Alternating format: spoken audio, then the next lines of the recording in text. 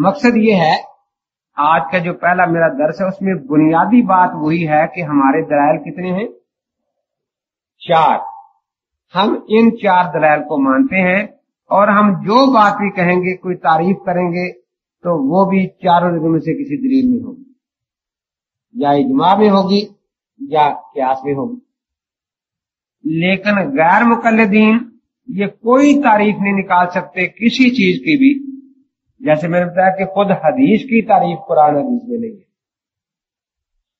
सही हदीस की तारीफ कुरान हदीस में नहीं है। एक दफा तकरीबन 25 साल गुजर गए, पसरूर में जिला सियालकोट में मुनाजरा था। मैंने लिखा 20 रकत तरावी बाजमात सुन्नत मुअक्कदा है। उन्होंने लिखा कि 8 रकत तरावी बाजमात सुन्नत मुअक्कदा है। रसूल मुनाजर में लिखा है कि दावे में हुक्म होना चाहिए, तो हुक्म कर मैंने भी लिख दिया, उन्होंने भी लिख दिया। उसके बाद यह है कि उसके जो मुफरद अल्फाज हैं उनकी तारीफ हो जाए कि सुन्नत मुअक्कदा किसे कहते हैं, ताकि बात बिल्कुल वाज़ेह होकर लोगों के सामने आ जाए। तो मैंने कहा कि आप सुन्नत मुअक्कदा की तारीफ लिखें और सिर्फ कुरान या हदीस से, किसी उम्मती की किताब से चोरी न करें, क्योंकि आप जानते हैं कि चोर के हाथ काट जाया करते हैं। हम वो बड़े परेशान हुए, तो चोरी करनी थी तारीफ बेचारों ने। काफी शोर मचा के फिर लिखा अस्सुन्नतु मा वाज़बहु नबी सल्लल्लाहु अलैहि वसल्लम बेनफ्सिही। सुन्नत वो चीज है जिस पर हजरत ने बजाते खुद मुवाज़बत फरमाई हो, हमेशगी फरमाई हो, वो सुन्नत है। तो मैंने कहा ये तारीफ ना जामे है ना माने है। फतुल कदीर से चोरी की है और फतुल कदीर वाले ने खुद इसको गलत समझकर अपनी दूसरी किताब तहल उसूल में रद्द कर दिया है। ये तारीफ गलत है। सही तारीफ हुई है जो हदीस में और हमारे उसूल फिक़ह में आती है, अस्सुन्नतु हुवा तरीक़तुन मसलूक़तुन मर्ज़ियतुन फ़ी बाबिद्दीन सवान कानत अन नबी सल्लल्लाहु अलैहि वसल्लम और असहाबिल किराम अलैकुम बिसुन्नती व सुन्नतिल खुलफ़ाए राशिदीन अल महदीयीन। कि नबी पाक की मुवाज़बत साबित हो जाए तो भी सुन्नत है, सहाबा की मुवाज़बत साबित हो जाए तो भी सुन्नत है। तो मैंने कहा आपकी तारीफ जो है ये न जामे है न माने है। तो खुद तारीफ जो है उसके 2 हिस्से होते हैं ना, कौन कौन से भला जी? बात सुनाई नहीं देती आपको। जिन्स और फसल से मिलकर तारीफ बनती है हमेशा। जिन्स से जामियत आती है और फसल से मानियत आती है। तो इसलिए आप खुद भी तारीफें पहले आपने याद की होंगी, लेकिन ये दोनों हिस्से जेल में रख कर याद रखें, उनसे भी कराएं। तो तारीफ के हिस्से जो है वो जहन में रखें कि इसमें जिन्स का हिस्सा कौन सा है और फसल का हिस्सा कौन सा है। कलमा है मसल, इसम, फेल, हरफ। अब ये कि हर बा माना है ये दर्जा जिन्स का है, उसके साथ जमाना पाया जाए ये फसल है ना फेल के लिए। तो इस तरीके से जब आप दलीलों का तजिया, तारीफों का तजिया करेंगे, इसमें कितना हिस्सा जो है वो जिन्स का है और कितना हिस्सा फसल का है, तो एक को तो आपको याद जल्दी हो जाएगी। लजूम में दोनों बराबर हैं जिन्स के दर्जे में, फर्ज भी और नफल भी ना, वाजिब भी। तो फसल क्या है कि यहां कतियत है लजूम में, यहां जन्नियत है लजूम में।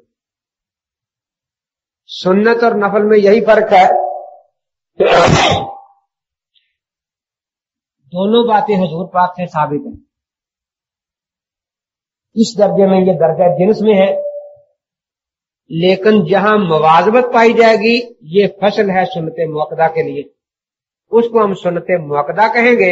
जहां मुवाज़बत ना पाई जाएगी उसको मुस्तहब या नफल कहेंगे।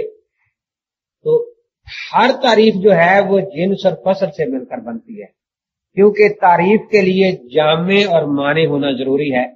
तो जामियत जिन्स से आती है और मानियत फसल से आती है। तो मैंने कहा कि आपने जो तारीफ की है ना जामे है ना माने है।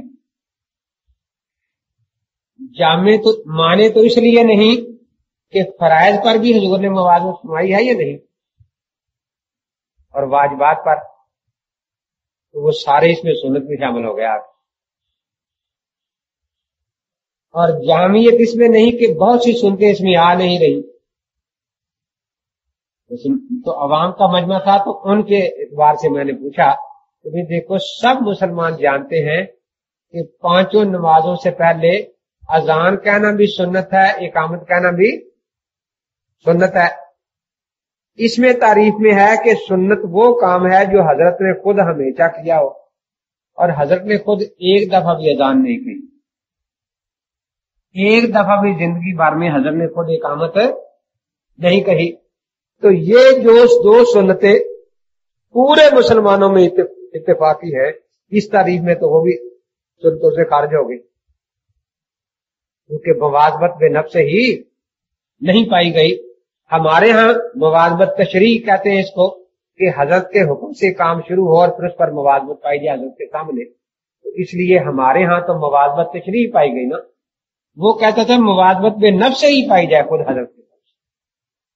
میں نے کہا یہ جو تعریف آپ نے کی ہے نہ جامع ہے نہ مانے ہے، اس لیے چوری بھی کی، چوری کا الزام بھی سر پر لیا کہ ہماری فتح القدیر سے یہ تعریف لی، اور کام بھی نہ بنا.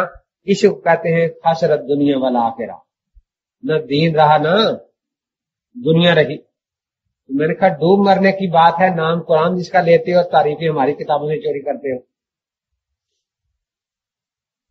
تو وہ جو تعریف کر رہا تھا اس کا نام محمد رفیق تھا، ایک ہاتھ اس کا تھا دوسرا نہیں تھا. یہ پتہ نہیں قرآن والا تھا یا حدیث والا تھا بہرحال ایک ہی. تو اس کا استاد 5 صفحے پیچھے بیٹھا تھا. دیکھو کتنی قدر ہے استاد. شاگرد 5 صفحے آگے، استاد 5 صفحے پیچھے بیٹھا. وہ کھڑا ہوا کہ جی میرا نام عبد الرحیم ہے اور میں مولوی رفیق صاحب کا استاد ہوں. تو آپ رفیق صاحب میرے شاگرد کو پریشان کر رہے ہیں کہ سنت موقدہ کی جامع معنی تعریف کریں، وہ مجھے نہیں آتی کہتا ہے. میں استاد ہوں مجھے بھی نہیں آتی، تو اس کو آپ کیوں تنگ کر رہے ہیں؟ آپ ہمیں 3 مہینے کی مہلت دیں پھر ہم یاد کر لیں گے. تو میں نے کہا کہ ساری عمر تو آپ نے یاد نہیں کی، 3 مہینے میں کیا یاد کریں گے؟ بس یہ کر لیں گے، 3 مہینے مہلت دیں گے. پھر کہا پھر 3 مہینے میں آپ چلو سنت موقدہ کی تعریف چوری کر کے یاد کر لیں کہیں سے، تو پھر مناظرہ ہوگا. پھر میں نے حدیث صحیح کی تعریف پوچھنی، حدیث ضعیف کی، پھر آپ کہیں گے 3 مہینے اور دے دو. تو آج ہی جتنی مہلت مانگنی ہے وہ مانگ لو. تو نہیں جی 3 مہینے میں سب کچھ یاد کر لیں گے. کچھ بھی یاد نہیں ہوگا، جو یاد ہوگا وہ مجھے ابھی یاد ہے. کیا یاد کرنا ہے آپ نے؟ کیا آپ کو پتا ہے؟ ان کا 3 مہینے کے بعد جب میں آؤں گا تو پولیس کو درخواست دے کے مناظرہ بند کرایا جائے گا اور کچھ بھی نہیں. یا پولیس المدد الگیاس. چنانچہ یہی کیا انہوں نے. 3 ماہ کے بعد تاریخ مقرر ہو گئی. میں گھر سے نکلا، میں دیہات میں رہتا ہوں، شہر اکالے کی طرف آ رہا تھا تو راستے میں ڈاکیا ملا، اس نے مجھے خط دیا. حضرت مولانا بشیر احمد صاحب تشریف رحمۃ اللہ علیہ، حضرت لاہوری کے خلفاء میں سے. وہ خط ملا کہ مناظرہ بند ہو گیا ہے، آپ نہ آئیں. میں نے خط جیب میں ڈال لیا. مولانا کو دھوکہ دے دیا انہوں نے. میں چلا گیا، میں نے کہا چلو کرائے ہے نا آنے جانے کا. میں جب وہاں پہنچا تو حضرت اتنے پریشان تھے، 50-60 غیر مقلد. ہمارے سارے مولوی صاحب آئے بیٹھے، آؤ مناظرہ کرو، آؤ مناظرہ کرو. مولانا نے سب کو روک دیا تھا کہ کوئی نہ آئے. اب میں جب وہاں پہنچا، مولانا مجھے دیکھنا کہ خط نہیں ملا. میں نے کہا جی جیب میں ہے. پھر تو کیوں آ گیا؟ حضرت آپ فرمایا کہ آنا چاہیے تھا. لکھا تھا تو نے بڑی عقل مندی کی، مجھے تو انہوں نے بڑا تنگ کر رکھا ہے.